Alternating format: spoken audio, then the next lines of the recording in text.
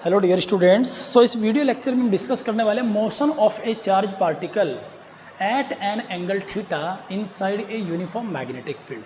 Last lecture में हमने charge particle को मैग्नेटिक फील्ड में एंटर कराया 90 डिग्री के एंगल पर, और क्या रेडियस रहने वाली है, क्या वेलोसिटी उसकी रहेगी, क्या उसका टाइम पीरियड होने वाला था, वो सब चीज़ें हम डिस्कस कर चुके हैं। लेकिन अब थोड़ा सा टॉपिक डिफरेंट है और इस टॉपिक में हम मैग्नेटिक फील्ड में ज़रूर एंटर कराएंगे, बट 90 डिग्री पे नहीं, थीटा एंगल पर। तो इस सिचुएशन में उसका पाथ कैसा होने वाला है, उसका रेडियस ऑफ कर्वेचर पे क्या इम्पैक्ट आएगा, टाइम पीरियड क्या रहेगा, एंगुलर फ्रीक्वेंसी क्या रहेगी, ये सारी चीज़ें हम डिस्कस करने वाले हैं।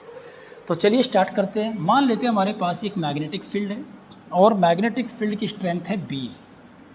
ये मैग्नेटिक फील्ड है और इस मैग्नेटिक फील्ड के अंदर V वेलोसिटी से थीटा एंगल पर,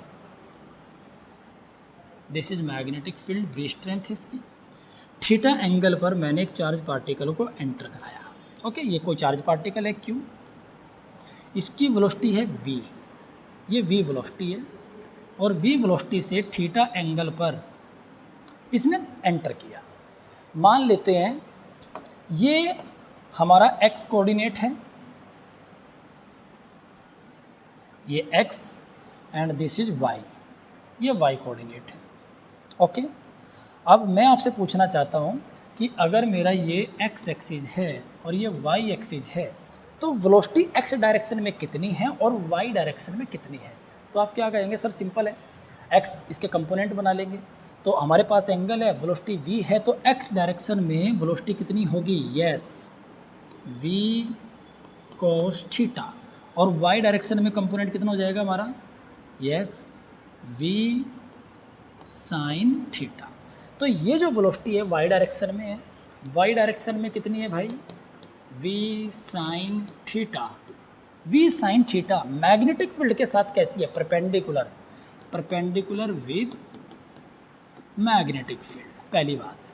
और यही वो वेलोसिटी है जिसकी वजह से मैग्नेटिक फील्ड के साथ, यही वो वेलोसिटी है जिसकी वजह से ये सर्कुलर मोशन मेंटेन करेगा। सर्कुलर मोशन, क्योंकि हमें पता है सर्कुलर पाथ में रोटेट होता है, तो सर्कुलर पाथ में रोटेट अगर इसे कोई कराने वाला है तो वो v sin थीटा वेलोसिटी है, परपेंडिकुलर वाली। तो ये वेलोसिटी किसका कारण है? Reason of circular motion, circular motion. तो इसकी वजह से इसमें क्या होने वाला है? Circular motion. x डायरेक्शन में वेलोसिटी कितनी है? vx कितनी है? v cos theta. ये क्या है भाई? पैरेलल विद किसके? मैग्नेटिक फील्ड के साथ। तो मैग्नेटिक फील्ड के साथ ये वाली जो हॉरिजॉन्टल वेलोसिटी है पैरेलल है, तो इसकी वजह से हॉरिजॉन्टल डायरेक्शन में डिस्प्लेसमेंट आने वाला है, इसकी वजह से सर्कुलर मोशन। ये भाई साहब ये वेलोसिटी कह रही है भाई सीधा चल, x डायरेक्शन में चल, ये वेलोसिटी कह रही है नहीं गोल गोल घूम। चार्ज पार्टिकल बेचारा कंफ्यूज, चार्ज पार्टिकल को ये कह रही है सीधा चल, मैं इधर हूँ, और ये क्या कह रही है तुझे गोल गोल घूमना पड़ेगा। तो चार्ज पार्टिकल क्या करता है? दोनों की मान लेता है, कहता है ठीक है मोहतरमा, मैं भाई गोल गोल भी घूमूंगा और मैं आगे भी बढ़ता रहूँगा, इस तरीके से मैं चलता रहूँगा, नाराज़ मत होइए आप दोनों, ठीक है। तो ऐसे चार्ज पार्टिकल बेचारा सर्कुलर मोशन भी मेंटेन करता है और हॉरिजॉन्टल डायरेक्शन में आगे भी चलता रहता है। इस तरीके से ये वाला जो मोशन है इसका, इस पाथ को बोलते हैं हम हेलिकल पाथ, हेलिक्स की फॉर्म में आगे मोशन करता है।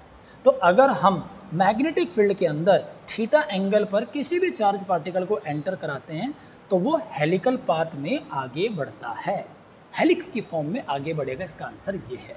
ओके, अब इस एक साइकिल में देखिए ध्यान से, ये यहाँ से चला, एक साइकिल लिया उसने, ये यहाँ गया, तो एक साइकिल में यहाँ से यहाँ हॉरिजॉन्टली शिफ्ट हो गया, मतलब हॉरिजॉन्टल डिस्प्लेसमेंट कितना हुआ? लीनियर डिस्प्लेसमेंट कितना है इन वन राउंड? ये इतना, यहाँ से गया और यहाँ, ये इतना जो ये डिस्प्लेसमेंट है यहाँ से लेके यहाँ तक का, इसे बोलते हैं पिच, पिच P।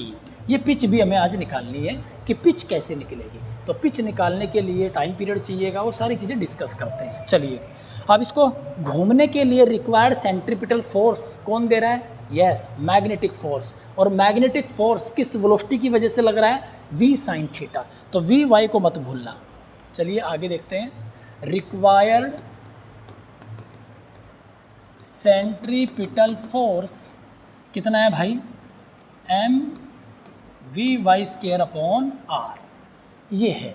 और मैग्नेटिक फोर्स कितना है, F equal to qvy/b sine 90। Sine 90 क्यों, क्योंकि जो y डायरेक्शन में वेलोसिटी है इसका मैग्नेटिक फील्ड के साथ एंगल कितना है, यस 90 डिग्री, इस वाली वेलोसिटी का 90 डिग्री है। तो साइन 90 कितना हो जाएगा 1, तो ये बन जाएगा हमारा qvy/b। दोनों को इक्वल पुट करेंगे भाई तो कितना आ जाएगा, इक्वेशन सेकंड मान लीजिए, इसको equation first, mv² upon r is equal to qvy/b। vy से एक पावर कैंसिल हो गई, r निकालेंगे, r इज इक्वल टू आ जाएगा mvy अपॉन qb। और vy की वैल्यू अपने पास है, कौन सी vy है, v साइन थीटा। तो ये वैल्यू हम यहाँ पे पुट करने वाले हैं। सो r इज इक्वल टू आ जाएगा mv sine theta upon qb।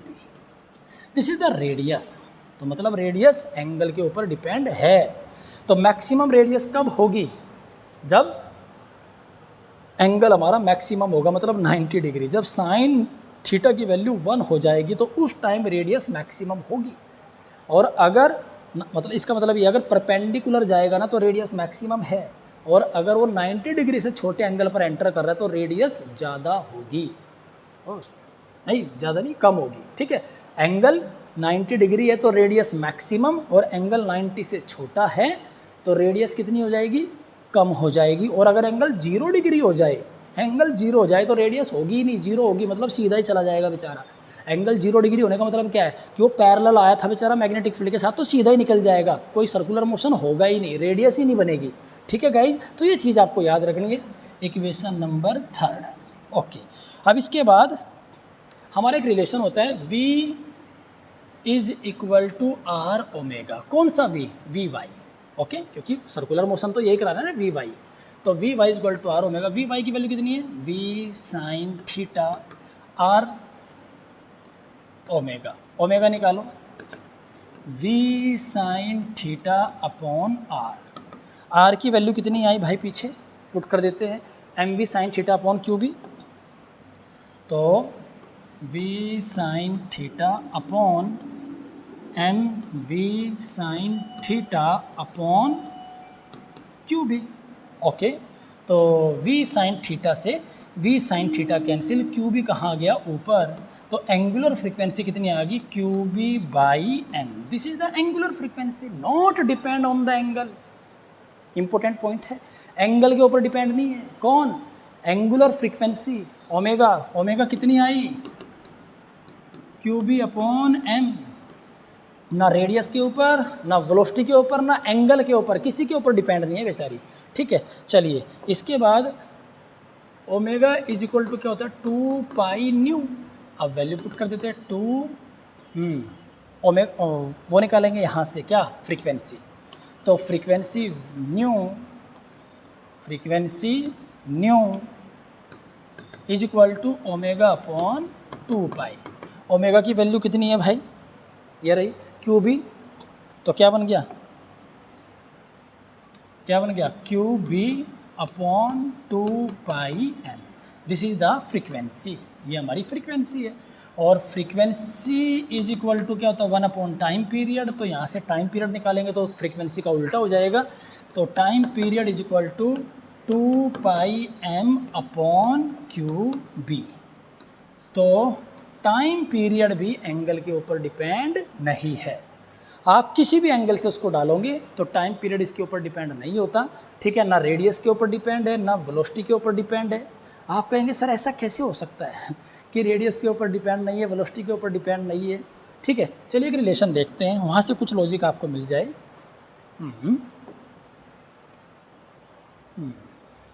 ये देखिए, ये रेडियस है, ये वेलोसिटी है। अगर वेलोसिटी बढ़ेगी, सीधी सी बात है, अगर वेलोसिटी बढ़ेगी तो रेडियस भी बढ़ेगा, कहने का मतलब अगर रेडियस बढ़ेगा तो वेलोसिटी बढ़ेगी। अब देखो, इधर देखो ध्यान से, मैं जो तुम्हें दिखाना चाहता हूँ, मान लीजिए वेलोसिटी बढ़ रही है, वेलोसिटी बढ़ने का मतलब वो जल्दी चक्कर लगाएगा तो उसी हिसाब से रेडियस भी बढ़ गया भाई। जैसे जैसे रेडियस बढ़ेगा उसी रेशियो में वेलोसिटी भी बढ़ेगी, रेडियस घटेगा तो वेलोसिटी भी घटेगी, तो टाइम पीरियड उतना ही लेगा वो बेचारा। ठीक है, वेलोसिटी कम हुई तो उस हिसाब से रेडियस भी कम हो गई। ठीक है, रेडियस भी तो कम हो गई, वेलोसिटी बढ़ी तो रेडियस भी बढ़ गई, तो दोनों का रेशियो सेम अनुपात में बढ़ता है, इसलिए टाइम पीरियड में फ़र्क नहीं पड़ता। अगर रेडियस बढ़ा दी हमने, अब आप कहेंगे सर बड़ा चक्कर लगाना पड़ रहा है इसको, तो टाइम ज़्यादा लगना चाहिए। भाई लगता बिल्कुल, अगर वेलोसिटी वही होती, रेडियस बढ़ते ही वेलोसिटी भी तो बढ़ गई ना, तो पहले बेचारा वो आराम आराम से चल रहा था, पहले इस केस में इस स्पीड से चल रहा था, रेडियस छोटी थी। ठीक है, अब रेडियस बढ़ गई, अब तेज चल रहा है, टाइम उतना ही ले रहा है बेबी, जितना इस केस में ले रहा था उतना ही टाइम यहाँ पे ले रहा है। तो टाइम पीरियड ना रेडियस के ऊपर डिपेंड है, ना वेलोसिटी के ऊपर डिपेंड है, ना एंगल के ऊपर डिपेंड है। तो ये क्वेश्चन एमसीक्यू बन के आपके सामने प्रस्तुत हो सकता है, तो ध्यान रखना इस चीज़ का। तो चलिए गाइज, आप लोग स्टडी कर चुके हैं कि जब कोई चार्ज पार्टिकल थीटा एंगल पर मोशन करता है तो उसका हेलिकल पाथ होता है। हेलिकल पाथ होगा तो एंगुलर वेलोसिटी कितनी होगी, रेडियस कितना होगा, सेंटीमीटर फोर्स कौन देगा, टाइम पीरियड क्या बनेगा, ये सारी चीज़ें हम इसमें डिस्कस कर चुके हैं। तो अगले लेक्चर में डिस्कस करते हैं आगे का टॉपिक, तब तक के लिए आप बने रहिए।